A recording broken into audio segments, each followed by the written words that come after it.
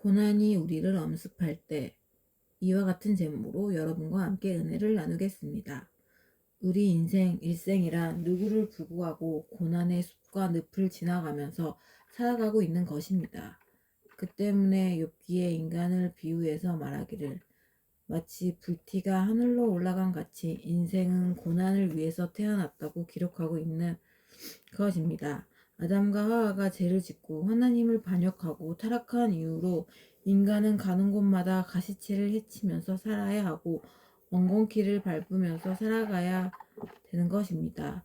또한 인간은 가는 곳마다 해산의 수고를 겪고 이마에 땀을 흘려야 먹고 살며 결국에는 흙에서 났으니 흙으로 돌아가는 죽음의 고난을 당하지 않을 사람이 한 사람도 없는 것입니다.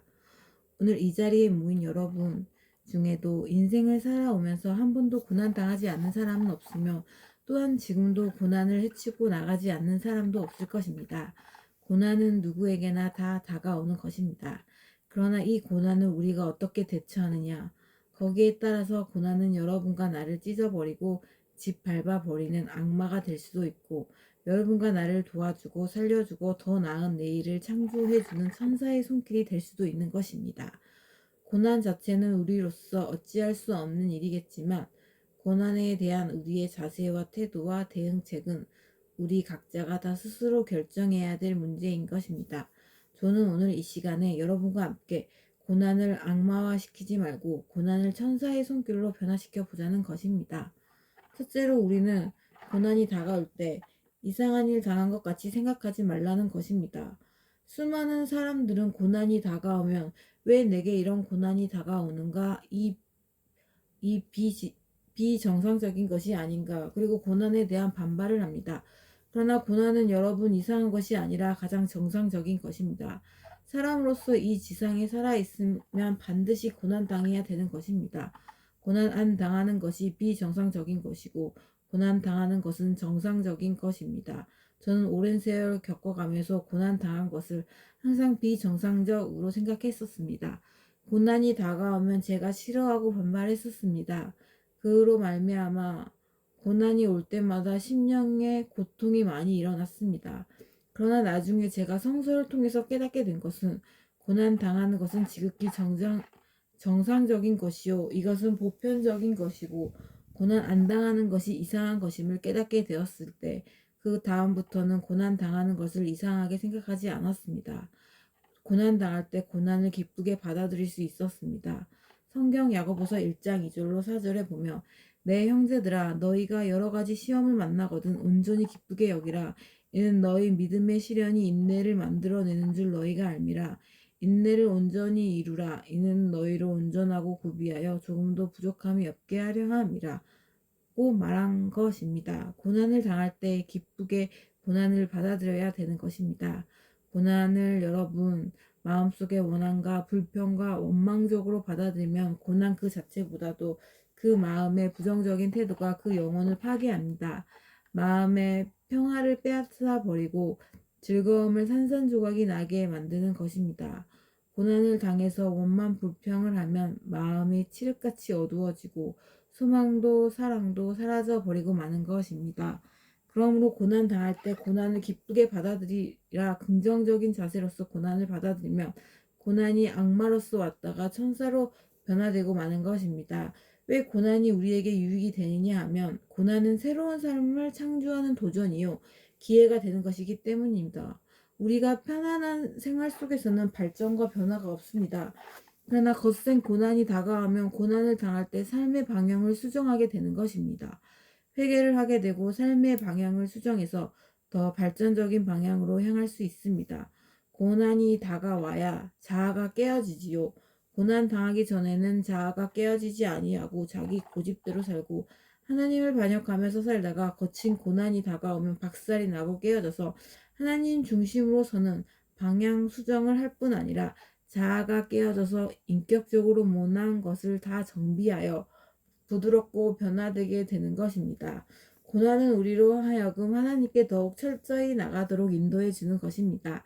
여러분, 사람들은 고난을 당해야 비로소 새벽에 기도하는 것을 불평하지 아니하며 시간이 나는 대로 철야 기도도 하고 하나님께 부르짖어 외치게 되고 더욱 하나님께 의지하는 삶을 살 수 있도록 인도해 가게 되는 것입니다. 이렇기 때문에 고난을 당할 때 고난을 감사함으로 여러분 받아들여야만 되는 것입니다. 고난이 여러분께 휘몰아칠 때 이것을 부정적인 태도로 받지 말고 감사함으로 받으십시오. 성경에 말하기를 범사에 감사라고 말한 것입니다. 왜 고난에 대해서 우리가 감사해야 될지 그것은 모르겠습니다만 하나님께서는 범사에 감사하라고 했으며 감사한 마음으로 기쁜 마음으로 밝은 마음으로 긍정적인 태도로서 고난을 받아들일 때 그 고난은 여러분과 나를 파괴하는 힘을 상실해버리고 마는 것입니다. 오히려 그 고난의 그 가시돋친 모든 것이 사라지고 우리에게 아름답고 부드러운 손길로 변화돼 우리를 대접해 주는 것입니다. 둘째로 우리가 고난당할 때 원한이 떨어져서는 안 됩니다. 여러분, 사람들은 고난당할 때 우리에게 고난을 가져온 사람에 대해서 마음속에 원한을 품게 되는 것입니다. 우리가 고난당할 때 고난당해서 하게 된 환경에 대해서 원한을 품게 되어 심지어는 하나님께조차도 원한을 품는 사람들이 있는 것입니다.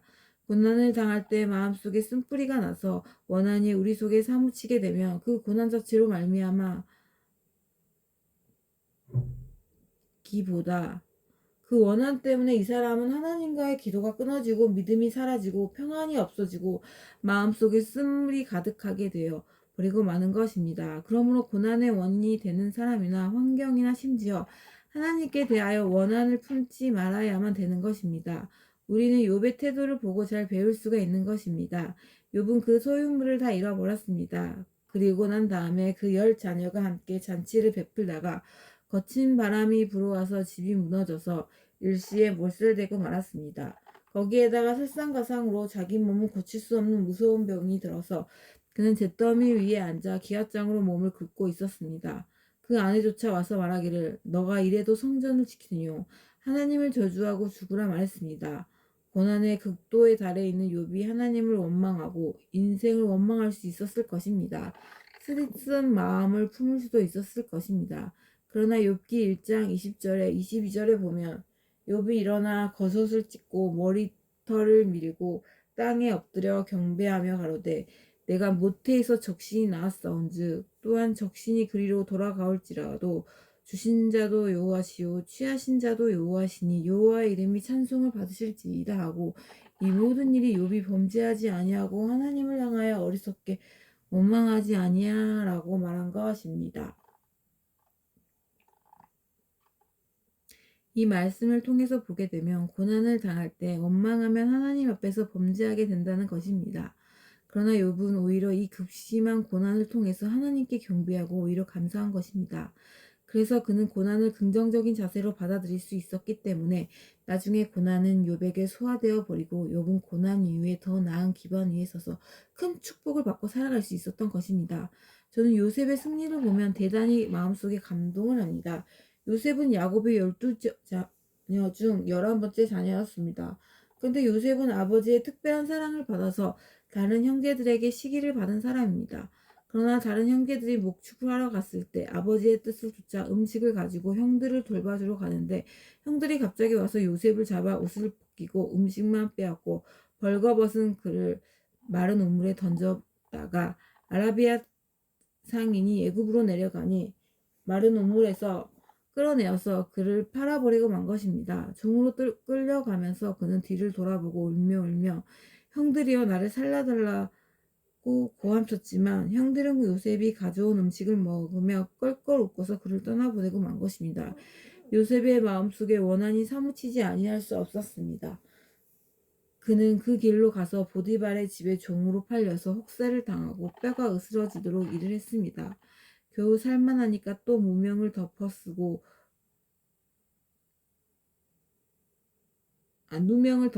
그는 시위대 감옥에 갇혀서 거기에서 썩어져 갔습니다. 요셉은 무려 13년의 세월 동안 그는 밤이나 낮이나 고통 가운데 몸부림쳤었습니다. 그럴 동안에 그 마음 가운데 형들에 대한 원한이 얼마나 사무쳤겠습니까? 아마 보통 사람 같으면 칼을 갈고 이를 갈았을 것입니다. 그러나 하나님의 섭리가 계셔서 13년의 세월이 지나고 난 다음 요셉은 애굽의 국무총리가 된 것입니다. 애굽 전국에는 양식이 있고 전 가나안 땅에 기근이 들어왔을 때 형들이 양식을 사러 와서 국무총리 앞에 엎드렸습니다. 그러나 그것이 자기 동생 요셉인 줄 몰랐습니다. 요셉은 원수를 갚지 아니하고 그 아버지 야곱과 함께 형들을 그 가족들을 다 고센 땅으로 불러서 잘 먹고 잘 입고 잘 살게 해 주었습니다만 아버지 야곱이 죽으니까 형들이 두려움이 덜컥 났습니다. 아버지 계실 동안에 아버지를 보고 우리를 돌보아 주었지만 아버지가 세상 뜬 다음에는 필연적으로 요셉은 우리에게 원한을 갚을 거라고 생각해서 그 형들이 요셉에게 가서 무릎 꿇었습니다. 그 형들이 또 친히 와서 요셉 앞에 엎드려 가려되 우리는 당신의 종이니이다. 요셉이 이르되 두려워 마소서 내가 하나님을 대신하리이까 당신들은 나를 해하려 하였으나 하나님은 그것을 선으로 바꾸사 오늘과 같이 만민의 생명을 구원하게 하시며 당신들을 두려워 마소서 내가 당신들과 당신들의 자녀들을 기리리이다 하고 그들을 간곡한 말로 위로하였습니다. 여러분 요셉이 원수를 갚을 수 있는 절호의 기회가 왔습니다. 13년의 세월 동안 그 수많은 고통과 괴로움 속에서 그는 이를 갈고 칼을 갈았는데 요셉이 원함을 품었더라면 위대한 사람은 되지 못했을 것입니다. 그러나 요셉은 그 형들을 극진히 대접해주고 그는 그 마음속에 원한을 품지 않았습니다. 그는 용서와 이해와 사랑과 동정을 가지고 옛날을 흘러가는 물에 다 떠나보내고 그는 새로운 삶으로 시작한 사람인 것입니다. 수많은 사람들이 옛날에 자기에게 상처를 입혔던 사람에 대해 한 원한을 마음속에 품고 있습니다. 자기가 상처 입은 환경이나 상처 입은 여러 가지 여건을 마음속에 원한으로 쓴 뿌리가 되도록 지키고 있는 것입니다. 세월은 흘러가고 인종도 다 변하고 사람도 변하는데 불구하고 마음속에 원하는 변치 않고 가지고 있어서 이것으로 말미암아 자기가 파괴되고 도적질 당하고 죽임 당하고 핥히고 하나님께 버림을 당하고 마는 것입니다.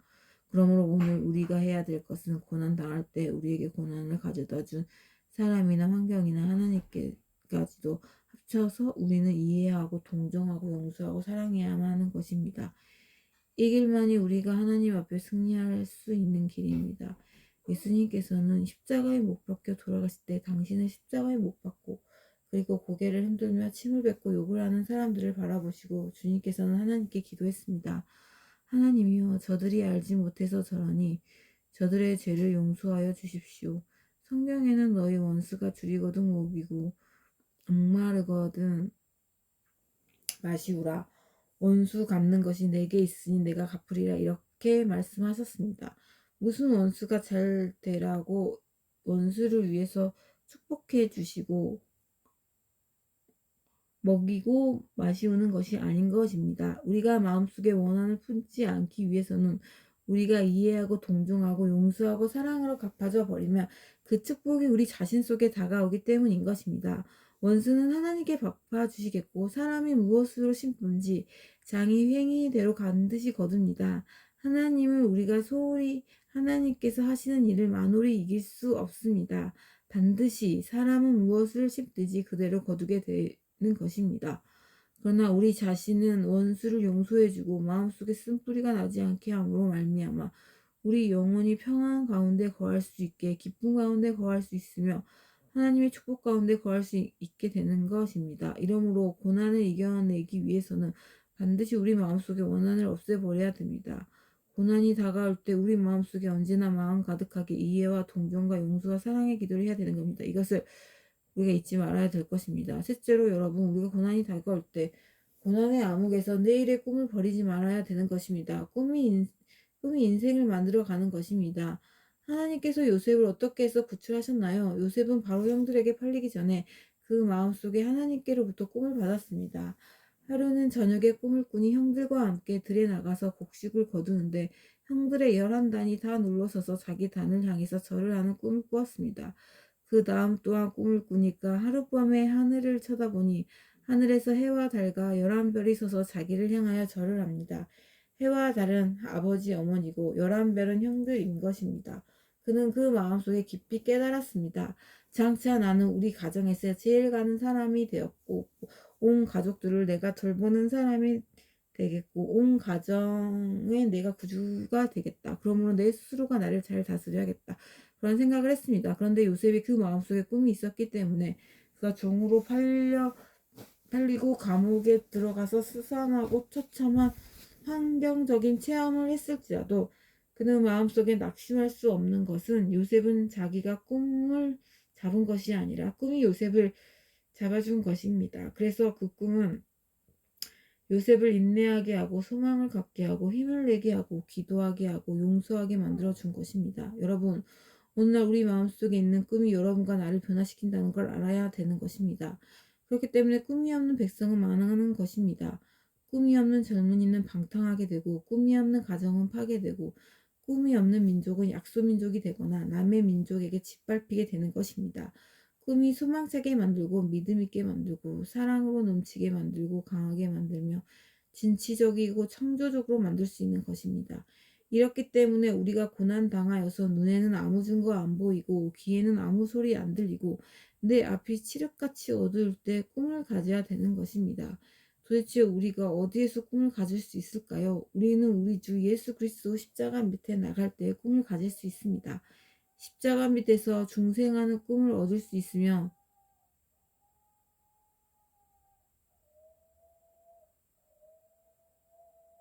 십자가 밑에서 치료받을 꿈을 가질 수 있습니다.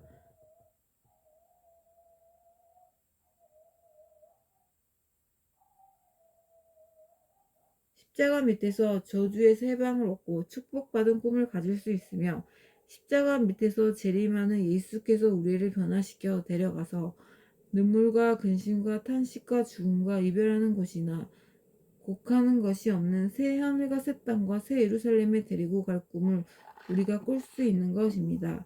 그리스도 앞에서 영혼이 잘된 같이 범사에 잘되며 강건하고 생명을 얻되 풍성하게 얻는 꿈을 꿀 수 있는 것입니다. 이와 같이 우리가 꿈을 꿀 수 있는 이상 절대로 그 개인이나 그 단체나 민족은 망할 수 없는 것입니다. 우리 주를 믿는 사람들은 창세기부터 요한계시록까지 말씀을 꿈의 재료로 사용합니다.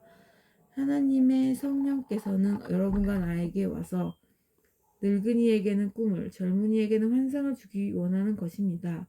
여러분과 내가 꿈과 환상을 갖는 것이 아니라 꿈과 환상이 여러분과 나를 변화시켜 주는 것입니다. 이러므로 여러분과 나는 결코 절망에 처해서도 내일에 대한 꿈을 놓치지 말아야 되는 것입니다. 꿈속에 자는 사람은 그 꿈이 그 사람을 이끌어 가기 시작하는 것입니다. 우리는 하나님의 사랑에 대해 절대적인 신념을 가져야 됩니다. 고난이 다가와서 폭풍이 불고 내 삶 전체가 스산할지라도 하나님에 대한 사랑에 대한 끈질긴 신념을 가져야 되는 것입니다. 믿음이란 무엇입니까? 믿음이란 것은 사랑에 대한 신뢰감이 되는 것입니다. 사랑하지 않는데 절대 믿음이 안 생겨요. 남편이 사랑할 때 아내가 남편을 믿을 수 있으며 아내가 사랑해줄 때 남편이 아내를 믿을 수 있습니다. 자식이 부모를 믿는 것은 부모가 사랑하기 때문에 믿을 수 있는 것입니다. 공산주의와 자유진영에서 아무리 테이블을 같이 하고 계약을 맺어도 그 계약을 믿을 수 없는 것은 서로 사랑하지 않습니다. 서로 미워하고 두려워하고 의심하고 질시하고 있기 때문에 그와 같은 계약이 절대로 신뢰성이 될 수 없는 것입니다. 믿음이란 것은 사랑으로 말미암아서만이 역사할 수 있는 것입니다. 그렇다면 우리가 이 땅에 살면서 진실로 하나님을 사랑할 수 있나요? 여러분, 오늘날 여러분과 내가 목숨을 내어 바쳐 하나님을 믿을 수 있나요? 우리는 하나님을 믿을 수 있습니다. 왜? 성경은 말씀하시기를 하나님이 세상을 이처럼 사랑하사 독생자를 주셨으니 누구든지 저를 믿으면 멸망하지 않고 영생을 얻으리라고 말씀하셨습니다. 하나님께서는 그 아들 예수 그리스도를 여러분과 나를 위해 보내주셨습니다. 그리고 그 아들 예수 그리스도가 여러분과 내가 지은 모든 죄를 다 책임졌습니다. 주님께서 십자가에서 하늘과 땅 사이에 높이 매달렸을 때 여러분과 나의 과거의 죄, 현재의 죄, 미래의 죄를 짊어지셨으며 우리 저주와 질병과 절망과 죽음을 혼자 짊어지고 하나님 앞에서 처참하고 무서운 심판을 받았습니다. 죄의 값은 사망입니다. 죄를 지은 영혼은 심판을 받을 수밖에 없습니다. 예수께서 여러분과 나의 대리가 돼서 십자가에 올라가셔서 심판받을 때 그 심판이 얼마나 무서웠던지 해도 빛을 발하지 아니하고 천체들도 다 어두워졌습니다. 땅도 진동하고 초목이 다 울었습니다. 예수님조차도 하나님의 아들임에도 불구하고 얼마 그 시간이 고통스럽고 괴로웠던지 하나님이여 하나님이여 어찌하여 이처럼 나를 버리시나이까. 그는 통곡하고 탄식했었습니다. 처참한 심판, 그를 통해서 하나님 우리 아버지께서 여러분과 나를 죄에서 놓아주시고 질병에서 건져주시고 부활할 수 있게 해주시며 저주와 가난에서 해방시켜 주시고 영원히 멸망받을 자리에서 영원히 부활해서 하나님 나라에 참여하도록 예비해 주셨으니 이에 더 큰 사랑이 어디 있겠습니까? 여러분, 우리가 아직 죄인 되었을 때 그 아들을 우리에게 주심으로 우리에 대한 하나님의 사랑을 확정하여 주신 것입니다. 이 세상이 다 우리를 사랑하지 않는다고 할지라도 하나님은 우리를 사랑하시는 것입니다. 그 하나님의 사랑이 예수 그리스도 십자가에서 증명되어 나오는 것입니다. 그리스도가 십자가에 못 박힌 것이 밝히 우리에게 드러나는데 우리가 어찌 하나님의 사랑을 의심할 수 있겠습니까? 이러므로 하나님이 세상을 이처럼 사랑했다고 할 때 그 사랑을 믿을 수 있습니다. 이 사랑은 얼마나 큰지 현재 일이나 장래 일이나 높음이나 깊음이나 천사들이나 권세들이나 세상 그 아무 피조물이라도 예수 그리스도 안에 있는 하나님의 사랑에서 우리를 끊을 수 없는 것입니다. 이 하나님의 사랑이 성령으로 말미암아 우리 마음 가운데 부음바 되었기 때문에 우리는 이 사랑을 조차 하나님을 의지하고 믿습니다. 눈에는 아무 증거 안 보이고 귀에는 아무 소리 안 들리고 손에는 잡히는 것이 없습니다. 내 앞길이 칠흑같이 어둡습니다. 그래도 나는 고개를 들어 하나님을 믿습니다. 왜냐하면 하나님께서는 예수 그리스도를 통해서 나를 사랑하고 계시기 때문입니다. 이렇기 때문에 성경 로마서 8장 28절에 하나님을 사랑하는 자 곧 뜻대로 부르심을 입은 자들에게는 모든 것이 합력하여 선을 이루니라 말하는 것입니다. 지금은 어떻게 어둡고 괴로워도 장차 끝에 가서는 선이 되고 말 것입니다. 하나님께서는 귀엽고 좋게 만들어 주실 것입니다. 라는 확신을 가질 수가 있는 것입니다. 이 사랑에 대한 위대한 신뢰, 이것보다 더 큰 힘은 없습니다. 오늘날 그렇기 때문에 이 세상에 어떤 환난과 시련이 다가와도 내가 예수 그리스도를 믿고 성령으로 충만함을 받고 하나님의 사랑을 체험하고 사랑을 신뢰하게 되면 그 믿음은 흔들리지 않습니다. 인간이 이기주의적으로 무엇을 받을까 예수 믿는 것도 사태가 어려워지면 박살이 나 버리고 마는 것입니다. 냉랭한 이성적으로 하나님의 약속의 말씀 몇 개를 끌어내서 그것을 가지고 믿습니다. 하다가도 사태 여의치 못하면 전부 포기하고 맙니다. 그러나 십자가를 통한 하나님의 그 깨어진 피, 흘린 죽음으로써 허락해준 그 사랑을 내가 깨닫게 되면 하나님을 믿을 수 있게 되는 것입니다. 동남풍이 불고 서북풍이 불어도 믿습니다. 가시밭길을 걸어도 믿고 내 앞길이 스산해도 믿습니다. 하나님이 나를 사랑해 주기 때문에 하나님께서는 전지전능 무소부지하시고 하나님께서는 하실 수 없는 일이 없기 때문에 하나님께서 우리와 같이 하셔서 전국의 위대한 승리를 만들 것을 우리는 믿을 수 있는 것입니다. 그럴 때 고난은 우리에게 아무 힘도 없어집니다. 고난이 아무리 소용돌이 짐에 다가오고 무서운 가시발을 내고서 우리를 찌르고 달려들어도 우리는 고난을 보는 것이 아니라 하나님을 바라보는 것입니다. 하나님께서 우리와 같이 계심으로 이 모든 고난을 다 변화시켜서 나를 섬기는 종이 되게 하셨고 천사가 되게 만들어 주실 것을 확실히 믿을 수 있기 때문인 것입니다. 고난을 자원하거나 기뻐할 사람은 없을 것입니다. 그러나 고난이란 엄연한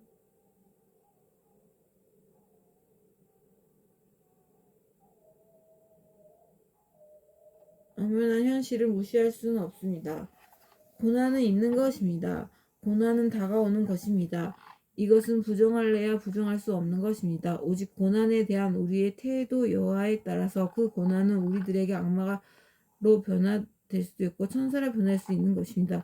우리들은 고난을 올바른 태도로 받아들여 무천사로 변화시켜 이 고난의 천사의 손길을 받들어서 우리는 내일의 삶이 영원히 잘된 같이 범사에 잘되고 강건하고 생명을 얻되 넘치게 얻는 방향으로 나아가야 될 것입니다.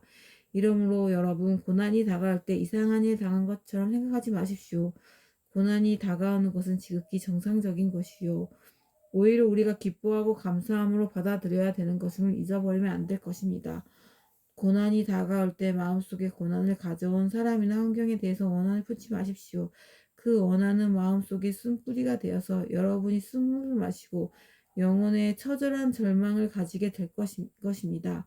고난을 당할 때 이해와 동정과 용서와 사랑으로 고난을 가져온 사람이나 환경이나 하나님까지라도 다 용서하고 마음속에 기쁨을 가져야 될 것입니다.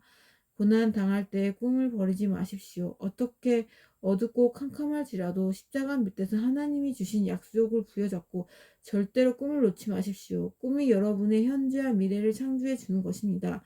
고난 당할 때 하나님의 사랑을 알고 사랑에 대해 흔들리지 않는 끈질긴 신뢰를 가지십시오. 고난은 천사도 변화되고 마는 것입니다. 아멘.